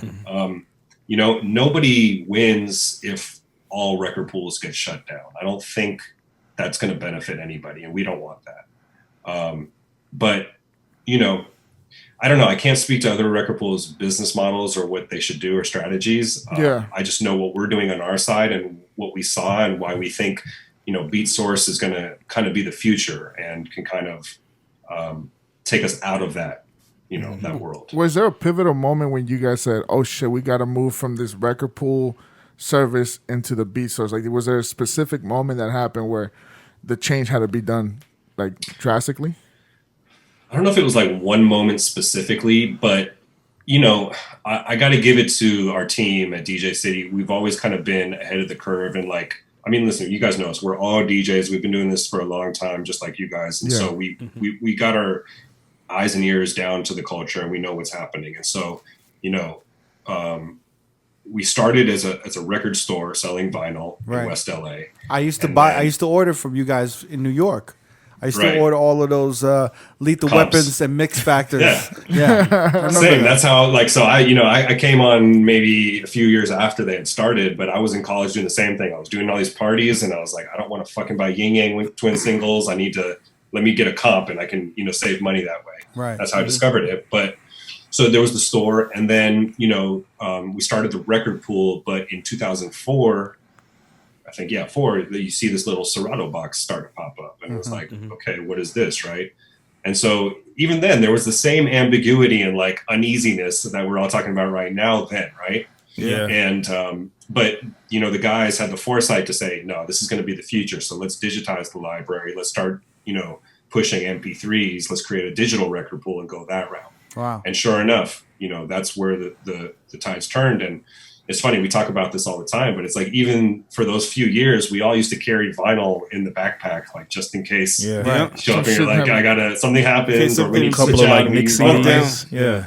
And how long do we do that? But like nobody carries vinyl in their backpacks. Hell no. They carry USB drives and shit. Yeah. Yeah, not even like a just in case record, right? So it's the same right now with the streaming. Right. It's going to be, people are going to be scared. People are going to be uneasy. It's interesting because I do walkthroughs and I talk to DJs every day, all week, basically. I line up these one-on-ones or with groups. And some DJs are super receptive and have no issues with it. And some are like, I don't know. But like, again, I'm saying, within the next few years, as things progress, technology progresses, internet connectivity gets better, I think we're going to look back at this and be like, that's silly that we were even scared. Right. Right. Damn. I was about to ask you, how about if you go into a venue to do a party and the internet is really bad? What would you wouldn't be able to stream the music, right? You have to just work off your library. You would have to work at your library. You could use BeatSource Link with a hotspot on your phone. And actually, we had a report from some guys in Texas doing it this weekend. So Texas is like wide open, Right. Yeah. like full, like straight up back to like normal, right? Yeah. And so some homies were hitting us up and being like, "Yo, I was DJing off my hotspot like the whole night." Wow. Oh, Damn, okay. that's crazy. That's dope. Damn. Yeah. Not so only it's possible. Yeah, they also got wireless routers that you can do that are like really powerful that you can kind of carry around From with Verizon you. and Yeah, stuff like that. Yeah, from yeah. Verizon. Yeah. And who knows, that wireless router could be like the next DJ accessory tool that we all carry in our backpack. You know Right. what I I mean? didn't think about that. Yeah. Yeah. Yo, is there a 1-800 number just in case my shit crashes in the middle of the night? I gotta call up the 1-800 number. No. Well, you would hit up a Serato or whatever, DVS you're using, right? Because at the end of the day, we are integrated within these softwares, right? So Okay, cool. if there's like a troubleshooting issue that's on the performance side, it's most likely you're gonna have to contact those software Serato, developers yeah, okay. to get help. Call up Cut Corners or something. Hit up Kurt Corners. Yeah. So right now, BeatSource, you guys launched what, like last week or 2 weeks ago? When did you guys launch BeatSource Link? When did it launch?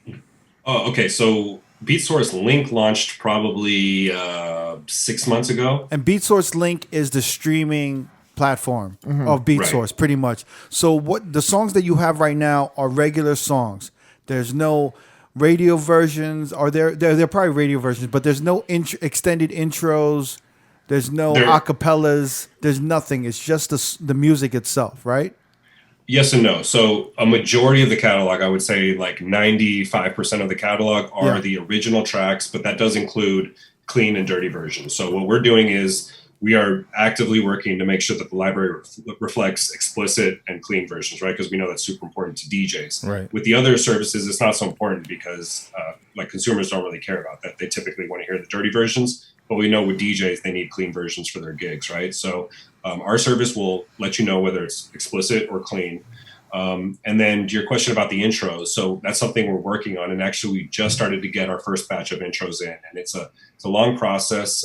We have to, again, because we're a fully licensed DSP, we have to go through this licensed model where the labels actually deliver us the content, we ingest it. It's not like we can just throw up tracks that we want to put up into the site, right? Right. It all has to go through this legitimate system. So in order to do that is a lot of work and deals that have to be struck in order for us to get the rights to produce those versions. But it's happening. So For instance, we just got the Major Lazer catalog in, I believe. So all the Major Lazer content will have those intro versions, have transition edits, have, DJ edits that we're accustomed to. In terms of the acapellas, we do have quite a lot of acapellas because, again, we're going to the labels, getting their entire catalogs. Right. And in a lot of cases, they've got all these acapellas that they've been sitting on.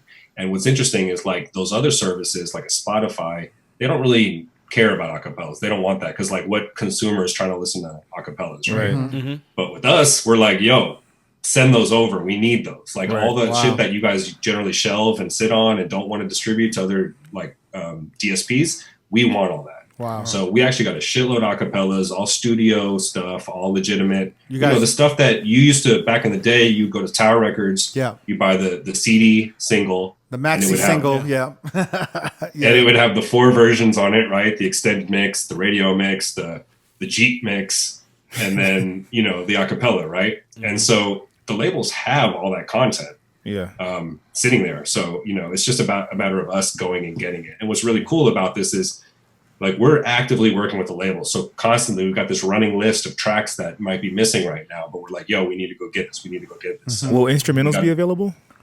Yeah. Okay. Yeah, there's a lot of instrumentals, and we're going to continue to work on it and get more.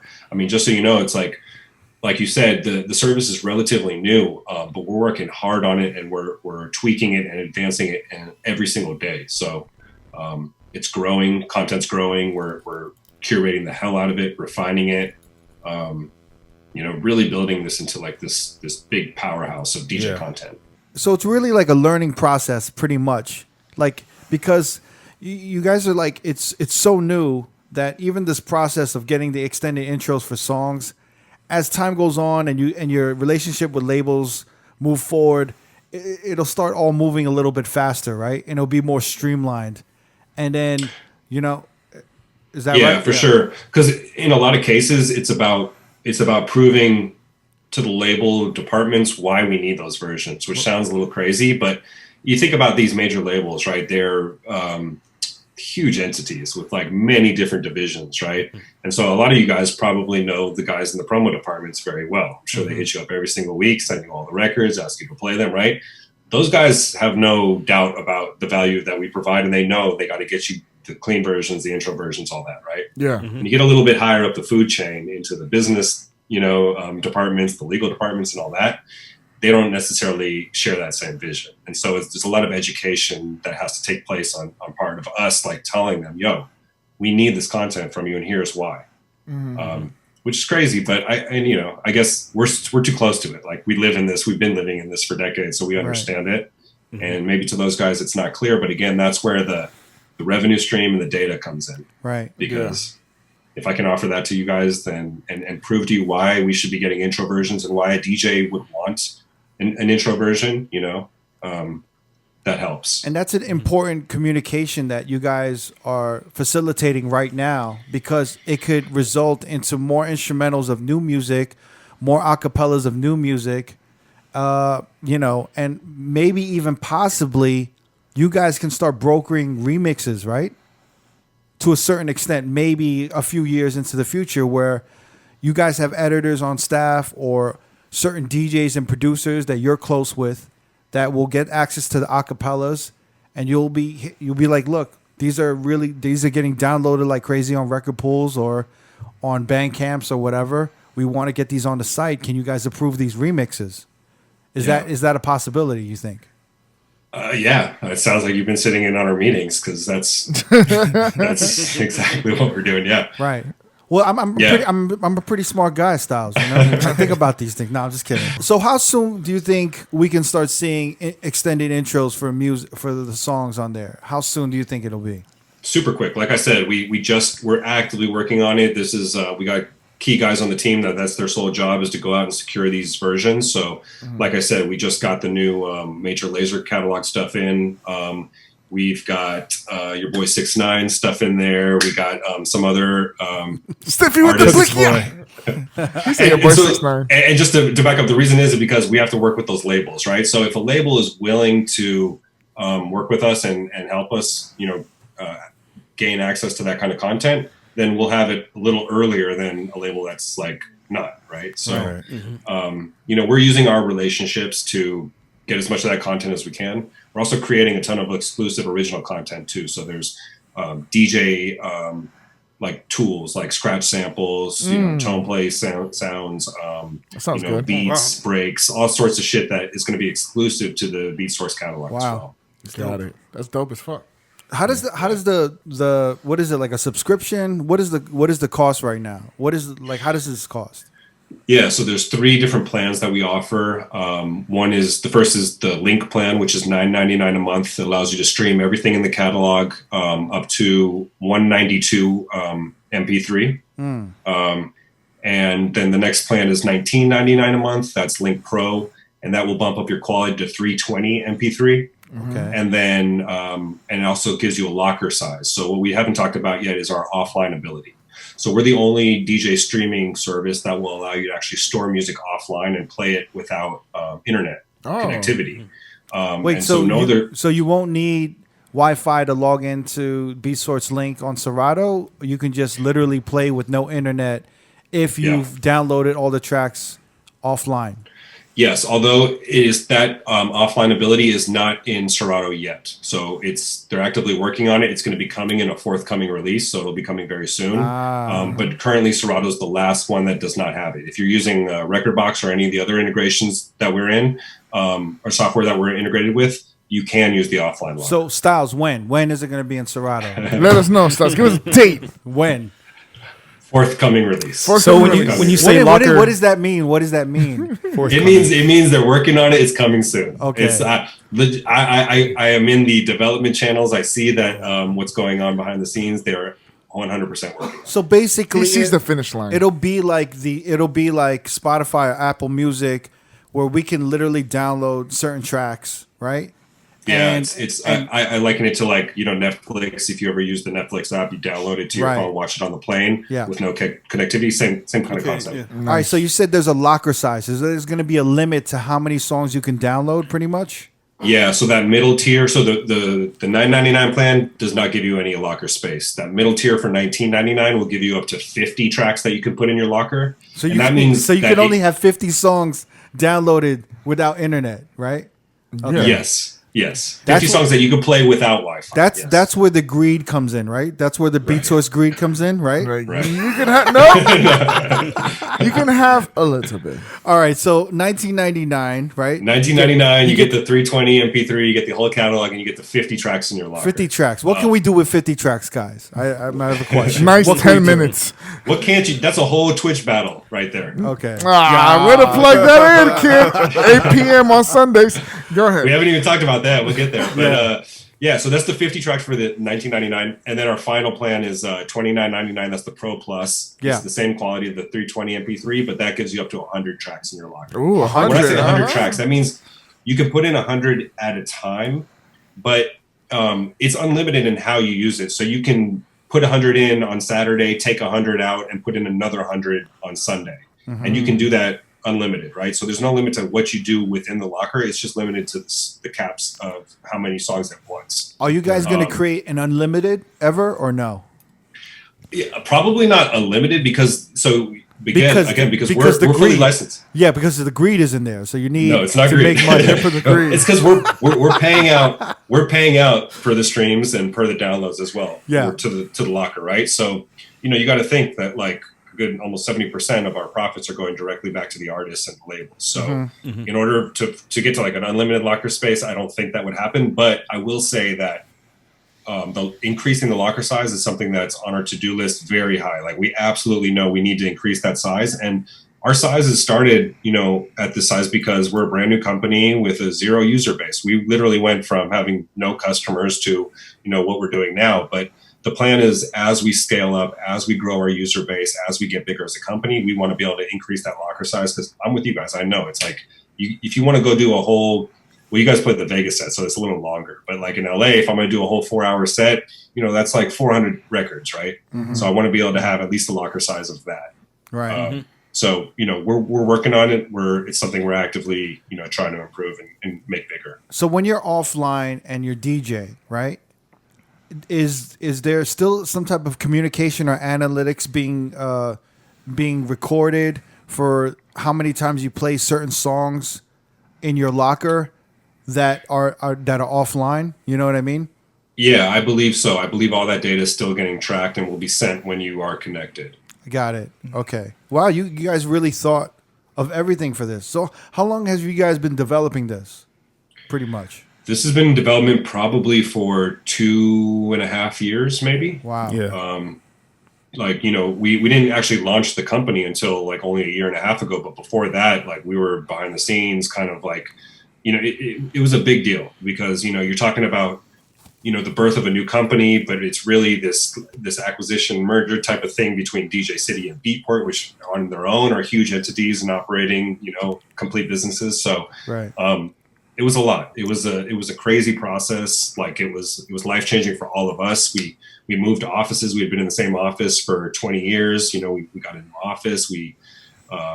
It's been a huge, long process, but what's really funny is I feel like we're just getting started. Right. I feel like we talk internally. We're like, this is like the season just started because, we integrated with all those other software platforms, but we knew like Serato was the big one, being that we're Serato users, right?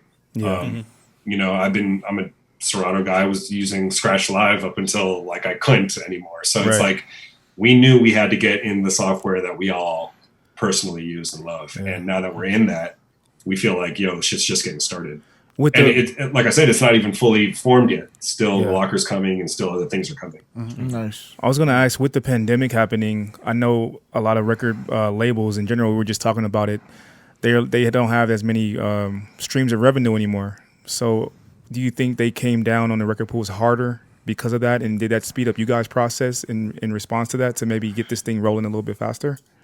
I don't know. It's a good question. I don't know the answer to that, but it is a little bit serendipitous in the fact that like, people are stuck at home now. They're streaming. So they're playing at home. They're playing to audiences that are more forgiving. So you play different music, right? Like we were talking about earlier, we're not all playing club music now. We're playing, it seems like DJs are playing more classic music, right? Yeah. What's your experience? You guys find yourself playing more older music than newer music? Seems that way. Yeah, a lot of more definitely. Just digging in the bag, trying to find remixes, trying to be able to be more creative and not playing the same things that we were playing in the club for the last 10 years. Mm-hmm. Right. For sure. So it kind of like, it's kind of great for us because now we're saying, here's this fucking huge catalog of all this content. Like go get it. And I don't know. I mean, it sucks to say because it's just a terrible situation for all of us as DJs, right? Right. Yeah. In terms of just, the economy and what we have, like our ability to make money. But it also seems like, it also seems like the perfect situation also because it gives everyone time to learn the platform and kind of get more information about it. Whereas if people were touring and like doing gigs regularly, they'd be too busy to really take the time to learn something new or try something different right now. You know what I mean? Especially younger generation DJs or even other people who just wanted to fuck around and DJ. They have more time to do that now. So it seems like everything's kind of like working to your favor a little bit. So a little bit. Yeah, I agree with all that. I mean, it's interesting on our side because it's like I'm a marketing guy, right? So I'm like trying to come up with like videos and stuff, and it's like, oh, we can't use those club scenes anymore, and you know what I mean? It used to be so easy. Like it's like you have to like reshift your mind a little bit and like think, it's instead of the club scenes, now you're gonna have like the kid in the bedroom. You know what I mean? So or at the park. So I want to talk about this because we've been doing these Sunday battles on Twitch, right? It's been super fun, and it's actually a great way for us to delve into like new music, to delve into music from all of these artists decades ago. And you approached us and you're like, "Yo, the battles are dope. We want to get the playlist for these battles onto BeatSource playlists." So I was like, "Yo, that's a dope idea because every week we're hopping around in different decades and different genres." And you've even said like it's kind of helped you guys kind of like look into your library and be like, damn, we're missing this song from the battle. Mm-hmm. And then you're kind of like, digging in, expanding the BeatSource library. But besides our playlists, you have a ton of other playlists on your site. Now, I know this is where some of the controversy and some of the backlash has been coming from. You guys are creating playlists that will ultimately possibly help DJs be able to DJ different genres of music without even learning the music at all. So if I was a newbie DJ and you had a 70s disco playlist with, 250 songs in there, I wouldn't need to learn a fucking thing. I could literally just start streaming the shit. And have you been getting a lot of slack from DJs coming to you like, yo, y'all gonna fuck up the game and blah, blah, blah. And you know how DJs are, right? Yeah, I know how DJs are. Right? Surprisingly, no, though. Like, no? We had that initially, and I've maybe had one or two people comment that, but actually, no, because when I talk about it, I talk about it from the opposite standpoint. I'm like, yo, if a 10-year-old girl who just bought a little DJ controller can now discover our playlist, all of a sudden she finds our classic house playlist. All of a sudden she's playing Robin S. and Armin van Helden and all these records, right? Or she gets into our freestyle playlist or our 80s new wave or all that shit, right? That's fucking cool to me because, you know what I mean? Like, they wouldn't be able to find that content with those other services, right? You maybe could, but you would have to do a lot of digging. And the differences with us is like, we know what works through, our years of DJing and being in the clubs and doing gigs and knowing what people actually want to hear. Yeah. And so we can kind of curate these playlists. And, I think if anything, it's a springboard for discovery. This is not meant to, yes, it could be, you could take the paint by numbers approach. You could come in there, play songs 1 through 30 in that order. Sure. But that's not dope. Like, you know what I mean? Another DJ like could take that same playlist and fucking wreck it, like a Chris Villa or something, you know what I mean? And so ultimately, we still want to strive for that. By no means are we trying to like take away that aspect of the culture and like digging and finding gems. And like I said, like I've been going down these rabbit holes of like 90s gangster rap and finding, going through Priority Records, like catalog and finding all these artists that like I just forgot about or never knew, like Little Half Dead. I don't know if you guys know. I know Little Half Dead. Right, the LA guy does. Yeah. So these other guys, the New York guys, are like, what the fuck is that? What the fuck is that? Right. No, but his shit is dope. He was dope. He was kind of dark. He was a little dark, but he had a run. So I found all these albums on BeatSource. I was like, what is this? I started listening to it. I was like, yo, this shit is dope. It's that that just G-funk, like kind of gangster, 90s rap shit. Yeah. And so I'm going down a rabbit hole now and I'm finding all these records and it's fun. It's exciting. If anything, it's like spurred my creativity. Yeah. Nice. I'm really excited about what you guys are doing. And I love to talk shit about everything, right? But this is one of the few cases where I really do think you guys have something, you guys have really developed something like a real game changer, because I'm starting to get the same excitement and curiosity and interest when Serato was launching. And I was like, oh shit, all your music on a laptop, done deal. You know what I mean? It's just that same excitement that I'm feeling. And I will be around to speak about everything you guys are doing wrong, though. You know what I'm saying? We wouldn't have it any other way. I mean. Yeah. We will always be here to talk shit about what you're doing wrong. So just be aware that we are watching what the fuck you're doing. But it comes from a place of love. It does. That's why I got the playlist on the site now. So now you guys are intertwined. Now it's like you go down, you go down. Is there anything else y'all want to ask? Is there anything else that you want to add to the BeatSource shit? You're going to give us a tutorial, and we're going to post that tutorial up. It should be on our YouTube probably by the time you guys hear this. Yeah. I'm going to make sure that this tutorial is up, and you're going to show us step by step how to use this motherfucker, right? And we're gonna be following your direction. And we're gonna ask all the dumb questions that everyone's idiotic good questions. Jamie's gonna be talking a lot. So boy, you better get ready. Get ready, man. Looking forward to that. I'm looking forward to it. I mean, we'll talk more about it on the walkthrough. But the R.O.A.D battle playlists are up there right now. So if you go to the playlist page, you can catch all the playlists from the last maybe 6 battles, I think, and we just got the new ones today. So we'll be adding more. Nice. And it'll make sense when you see it on the walkthrough, and you'll I talk about this a lot in that we've been talking about BeatSource Link and what we wanted to do and what we're trying to do for a long time now, but really when you see it in action, that's when it makes sense and it starts to click for DJs and their eyes light up. And so I'm excited about the walkthrough because I think it'll really explain a lot more to the DJs, right? Nice. Dope, man. Yo, Styles, thank you for giving us some time and explaining everything and answering all our dumb questions and whatnot. I appreciate it. I love it. And we're all going to get free accounts, right? The top one, top Sorry. tier, not the Five, like- Don't give us the $10 one. Yeah. Styles ain't trying to answer that yet. My Zoom's cutting out, guys. I need the 500 song locker room. It's a locker, Locker not room. locker room, bro. My locker We're room. gonna change it to the locker room. My Locker room. my locker room needs like 1,500 songs. You know, that'd be cool. 1,200 songs. You know, 1,200. Yeah. offline. That'll be nice. Offline. No, cool, man. And just please keep us updated on what's going on when you launch. You know, any of these new things that's popping off from the extended intros, more acapellas coming in. Keep us in the what do you call it? You know. I will. We got a ton of updates coming. I mean, like I said, we are constantly working on this product, fine tuning it. Our team is putting in a ton of work. This is like not a one and done product. Like we are literally going to improve on this over the next decade, and we've got big plans. So like Nice. this is literally just the start of it. All right. And you guys are gonna. So we've been talking about Death to Record Pool, and we've been kind of joking about that. But ultimately, for us guys, like there is gonna be kind of a few years where we're still gonna need the record pools, and we're gonna need all of that stuff, right? And Yeah, DJ, absolutely. And DJ City's not gonna go anywhere, right? We need DJ. No. We need it. If anybody. We need that sponsorship money. you know Look what at I'm the top left corner. There's a logo right there.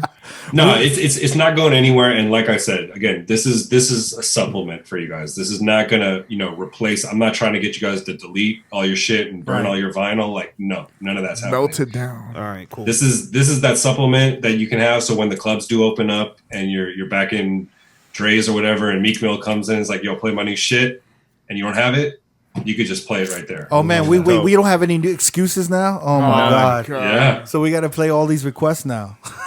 Yeah. So it's good to know that you guys aren't trying to be like Coca-Cola and buy up all the water sources in America, right? You guys aren't doing that, right? Okay. That's good. So DJ City and BeatSource have a heart. I appreciate it. Yo, thank you, Styles, man. Appreciate you, Thanks, brother. guys. I appreciate it. All right, man. Jamie, do you want to take us out? Of course. If you want to watch this video alongside our brand new BeatSource link tutorial, go to youtube.com/R.O.A.D podcast. Like, comment, subscribe. Hit the notification to be the first one to get the videos on Friday. And you can check us every Sunday, 8 p.m. Pacific time on Twitch, where we do our weekly battles, and the playlist will be on BeatSource. Dun, dun, dun, dun. And yeah, shout out to everybody. Thank you, DJ City. Thank you, Styles. Thank you, BeatSource. And we out, yo. Peace. Peace.